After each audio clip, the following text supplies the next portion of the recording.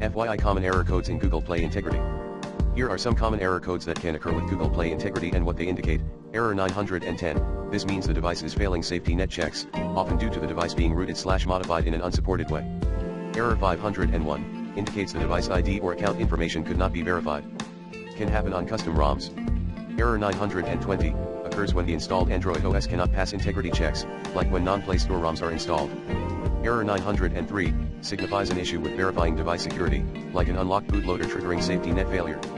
Error 700, general authentication error, which could be caused by time/date issues or network connectivity problems.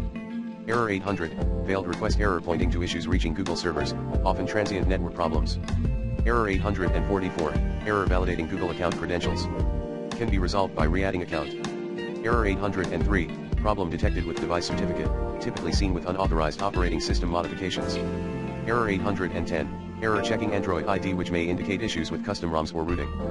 Error 811, failure verifying device ID information, commonly seen with non-certified Android builds. The common thread is that errors are typically caused by unauthorized OS or device changes.